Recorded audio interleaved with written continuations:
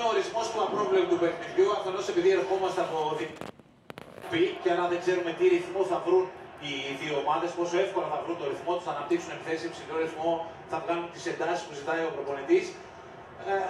Ο επιπλέον λόγος για να το πω αυτό είναι ότι η 11η της ΑΕΚ έχει 5 νέους ποδοσφαιριστές, εννοώ 5 μεταγραφές του καλοκαιριού. Οι 5 στους 11 είναι πολύ μεγάλος αριθμός και ακριβώς επειδή αυτό δεν συμβαίνει συχνά, δημιουργεί και μια έκπληξη για τον αντίπαλο, για τον Ρασβάν Λουτσέσκου, δεν ξέρεις δηλαδή, δεν ξέρει και εκείνος τι ακριβώς να περιμένει από την ΑΕΚ. Δεν ξέρει όμως και ο Ματίας Αλμέιδα πόσο εύκολα θα ρολάρει αυτή η 11η του. Συνεπώς είναι ένα πολύ απρόβλεπτο παιχνίδι. Ο μάτς ξεκίνησε με τον ΠΑΟΚ να έχει κερδίσει ένα πλάγιο out, όπως σας είπα νωρίτερα.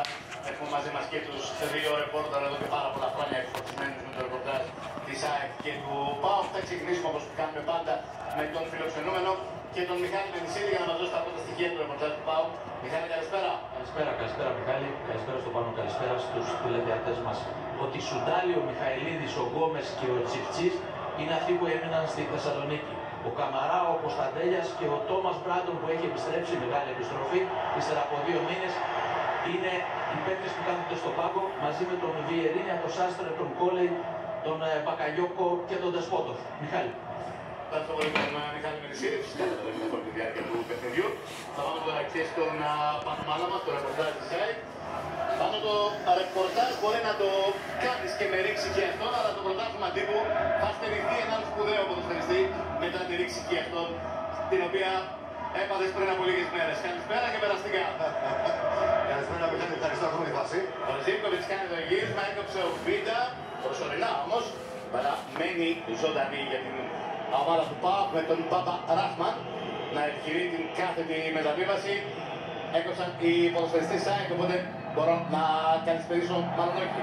Γιατί αν γίνει σε γρήγορη μετάβαση με Λάζαρο Ρότα να φέρει την μπάλα στον Κοϊτά, ο Κοϊτά ξεκίνεται, έχει στήριγμα το Ρότα που ξαναπερνάει την μπάλα. Ο Ρότα γυρίζει, μπάλα κοντράρει, περνάει πάνω από το οριζόντιο το κάνει κόρνερ για την ΑΕΚ. Πάνω τα λες πολύ γρήγορα. Λοιπόν, μία και μοναδική απουσία για την ΑΕΚ στο σημερινό παιχνίδι, αυτή του Νίκλας Ελίασον, ο οποίος ένιωσε αδιαθεσία το πρωί. Εκ των πραγμάτων, ο Αλμίδα θα ήταν υποχρεωμένος να αφήσει βαριά ονόματα εκτός αποστολής, όπως για παράδειγμα Άμπραμπατ και Φούρερ ανάμεσα σε άλλους. Πρώτο κόρνερ λοιπόν στο ντέρμπι για την ΑΕΚ.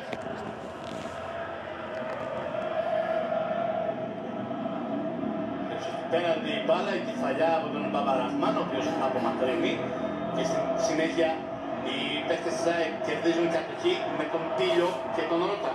Τους δύο ακραίους μπακ που έμειναν πίσω για το στημένο Παπαραχμάν.